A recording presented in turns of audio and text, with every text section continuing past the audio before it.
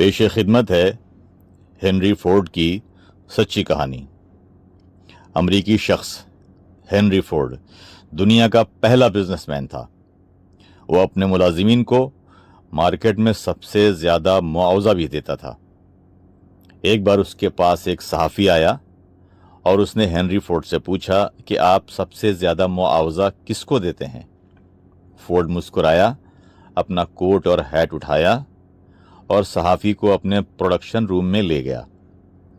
وہاں ہر طرف کام ہو رہا تھا، لوگ دوڑ رہے تھے، گھنٹیاں بج رہی تھیں اور لفٹیں چل رہی تھیں۔ ہر طرف افراتفری تھی۔ اس افراتفری میں ایک کیبن تھا اور اس کیبن میں ایک شخص میز پر ٹانگیں رکھ کر کرسی پر لیٹا ہوا تھا۔ اس نے اپنے منہ پر ہیٹ رکھی ہوئی تھی۔ ہنری فورڈ نے دروازہ کھٹکھٹایا۔ کرسی پر لیٹے شخص نے ہیٹ کے نیچے سے جھانک کر دیکھا اور تھکی تھکی آواز میں بولا کہ hello Henry, are you okay? Ford نے مسکرا کر ہاں میں اپنا سر ہلا دیا، دروازہ بند کیا اور وہاں سے باہر نکل گیا۔ صحافی حیرت سے یہ سارا منظر دیکھتا رہا۔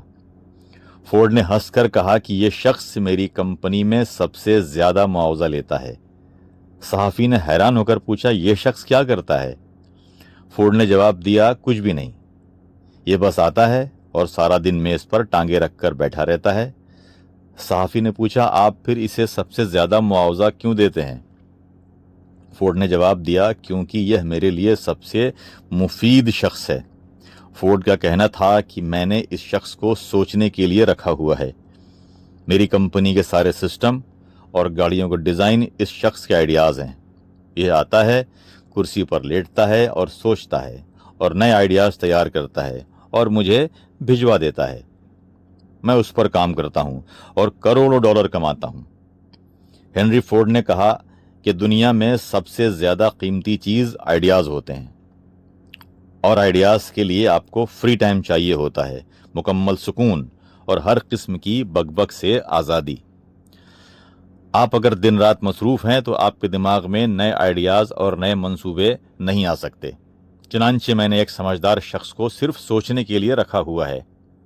میں نے اسے معاشی آزادی بھی دے رکھی ہے تاکہ یہ روز مجھے کوئی نہ کوئی نیا آئیڈیا دے سکے۔ یہ ساری باتیں سن کر صحافی تالی بجانے پر مجبور ہو گیا۔ آپ بھی اگر ہنری فورڈ کی وزڈم سمجھنے کی کوشش کریں گے تو آپ بھی بے اختیار تالی بجائیں گے۔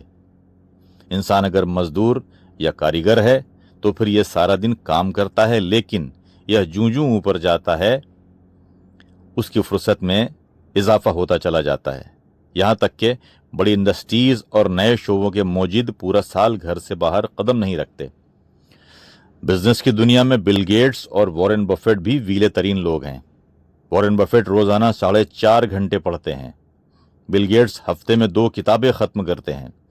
یہ سال میں 80 کتابیں پڑھتے ہیں۔ یہ دونوں اپنی گاڑی خود چلاتے ہیں، لائن میں لگ کر کافی اور برگر لیتے ہیں اور اسمارٹ فون کا استعمال نہیں کرتے۔ لیکن اس کے باوجود یہ دنیا کے امیر ترین لوگ ہیں۔ کیسے؟ فرصت اور سوچنے کی مہلت کی وجہ سے۔ ہم جب تک ذہنی طور پر فری نہیں ہوتے، ہمارا دماغ اس وقت تک بڑے آئیڈیاز پر کام نہیں کرتا۔ چنانچہ آپ اگر دنیا میں کوئی بڑا کام کرنا چاہتے ہیں تو پھر آپ کو اپنے آپ کو فری رکھنا ہوگا۔ اگر آپ خود کو چھوٹے چھوٹے کاموں میں الجھائے رکھیں گے تو پھر آپ سوچ نہیں سکیں گے، آپ پھر زندگی میں کوئی بڑا کام نہیں کر سکیں گے۔ آپ سن رہے تھے ہنری فورڈ کی سچی کہانی سلیمان فاروقی کی آواز میں۔ گل بوٹے یوٹیوب چینل کے ذریعے بچوں کی تربیت کر رہا ہے۔